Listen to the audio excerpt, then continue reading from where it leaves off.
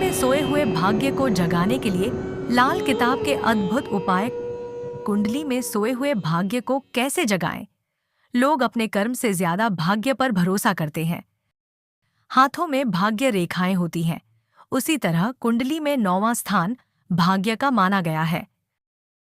हालांकि कर्म और भाग्य दोनों ही एक दूसरे से जुड़े हुए हैं। कर्म के सिद्धांत को समझे बगैर आप भाग्य को नहीं समझ सकते हैं। यदि किसी से यह कहा जाए कि भाग्य जैसा कुछ नहीं होता, तो वह ऐसे कई उदाहरण बता देगा जिसमें भाग्य का रोल रहा है।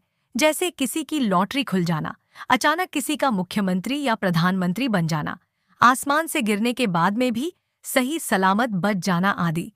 हाथों में भाग्य रेखा हाथों में भाग्य रेखा होती है। राहु या केतु पर्वत से निकलकर शनि या गुरु पर्वत की ओर जाने वाली रेखा को भाग्य रेखा कहते हैं।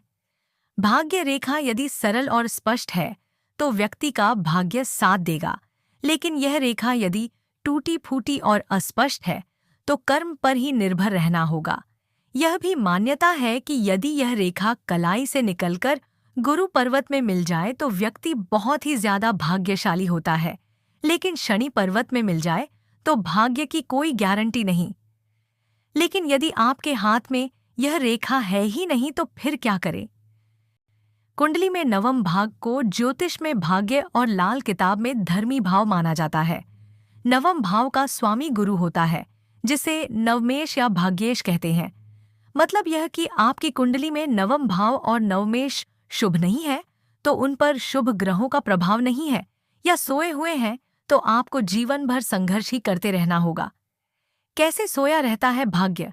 लाल किताब के अनुसार जिस घर में कोई ग्रह न हो तथा जिस घर पर किसी ग्रह की दृष्टि नहीं पड़ती है तो उसे सोया हुआ घर माना जाता है। जो घर सोया हुआ होता है उस घर से संबंधित फल तब तक प्राप्त नहीं होता है जब तक कि वह घर जागता नहीं है। यदि आपका 9वां घर या भाव सोया है तो समझो कि भाग्य सोया हुआ है। अब यदि आपको यह पता चलता है कि आपकी कुंडली में 9वें भाव में कोई ग्रह नहीं है और उस भाव पर किसी ग्रह की दृष्टि भी नहीं पड़ रही है और उस भाव का ग्रह किसी शत्रु भाव में बैठा है, तो मतलब यह कि भाग्य सोया हुआ या कमजोर है। ऐसे में उसके यहाँ सामान्य उपाय बताए जा रहे हैं। कैसे जगाएं 9वें भाव या नवमेश को? लाल किताब के अनुसार गुरु यदि 6ठे, 7वें, 8वें और 10वें घर में है तो वह अशुभ फल देगा। अतः कम से कम इस भाग में बैठे गुरु के उपाय तो करना ही चाहिए। दूसरा यह कि यदि गुरु 9वें भाव में बैठे हैं तो सावधानी रखना जरूरी होती है, अन्यथा व्यक्ति अपने जागे हुए भाग्य को अपने कर्मों से सुला देता है। तो करें ये उपाय। हालांकि लाल किताब के अनुसार संपूर्ण जन्म पत्रिका का विश्लेषण करने के बाद ही उपाय बताए जाते हैं, इसीलिए यहाँ भाग्य को जगाने के लिए सामान्य उपाय ही बताए जा रहे हैं। लाल किताब का विशेषज्ञ सोए हुए ग्रहों की दृष्टि देखकर उन्हें जगाने के उपचार बताते हैं। कौन से भाव को किस ग्रह के द्वारा जगाया जाता है, इसे जानने से पहले यह जानना जरूरी होता है कि उसे देखे जाने वाले भाव के अंदर कौन सा ग्रह स्थापित है। हो सकता है कि किसी ग्रह को जगाने पर अनर्थ भी हो जाए, इसलिए हमेशा भाव को सही रूप से समझकर ही जगाना चाहिए। 6ठे भाव के गुरु का उपाय। गुरु यदि 6ठे भाव में बैठा है तो लाल किताब के अनुसार वह मुफ्तखोर साधु माना गया है। केतु 12वें में बैठा शुभ हो तो ही दौलतमंद बन सकता है। यदि शनि शुभ हो तो आर्थिक हालात ठीक होगी। बहन, मौसी, बुआ से अच्छा व्यवहार रखे। मेहनत से कमाए पर ही गुजारा करे। लापरवाही और आलस्य को त्याग दे। प्राप्त चीजों की कदर करे। बुद्ध का उपाय करेंगे तो भाग्य जाग जाएगा। मुर्गे को दाना देने से भी राहत मिलती है। पुजारी को कपड़े भेंट कर सकते हैं। 7वें भाव के गुरु का उपाय। 7वें भाव में गुरु है तो घर में मंदिर रखना या बनाना मतलब परिवार की बर्बादी समझे। कपड़ों का दान करना वर्जित। पराई स्त्री से संबंध न रखे। साधु और फकीरों से दूर रहे। उन्हें किसी भी प्रकार का दान न दे। सोए हुए 7वें घर के लिए शुक्र को जगाना होता है। शुक्र को जगाने के लिए आचरण की शुद्धि सबसे आवश्यक है। 8वें भाव के गुरु का उपाय। गुरु यदि 8वें भाव में है तो लाल किताब के अनुसार इसे श्मशान में बैठा साधु कहा गया है। यदि दूसरे भाव में गुरु के सहयोगी ग्रह हैं तो लाभ होगा। नहीं है तो सोना पहनने से जल्दी लाभ मिलता है।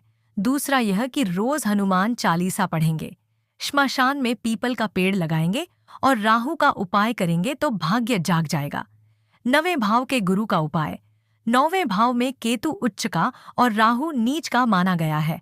यदि आपकी कुंडली में यह स्थिति है तो भाग्य पर अशुभ ग्रह स्थित है।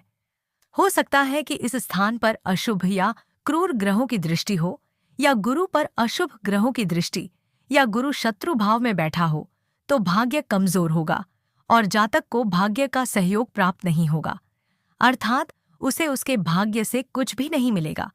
9वें भाव के लिए गुरु का उपाय करना होता है। यदि 9वें भाव में पहले से ही गुरु ग्रह हैं तो अति उत्तम, लेकिन धर्म विरुद्ध आचरण बर्बादी का कारण बन सकता है। मतलब यह कि मांस मदिरा से दूर रहेंगे, सत्य बोलेंगे और पिता दादा ईश्वर और कुल देवता में श्रद्धा रखेंगे तो भाग्य जाग जाएगा। दूसरा यह कि 9वां भाव सोया हुआ है तो प्रति गुरुवार के दिन पीला वस्त्र धारण करें, सोना पहने और केसर का तिलक लगाएं। 10वें भाव के गुरु का उपाय। 10वें भाग में गुरु का होना लाल किताब के अनुसार सबसे खराब माना जाता है। इससे पूर्व जन्मों और पितृदोष का पता चलता है। यदि गुरु 10वें भाव में नीच का हो रहा है तो शनि का उपाय करना होगा। 10वें भाव के लिए घर से पूजा घर हटा दें और शराब को छुएं भी नहीं। कोई भी काम शुरू करने से पहले अपनी नाक साफ करें। माथे पर केसर या तिलक लगाते रहेंगे तो भाग्य जाग जाएगा। इसके अलावा यदि आपका घर उत्तर दिशा में है तो गुरु का बल बढ़ेगा।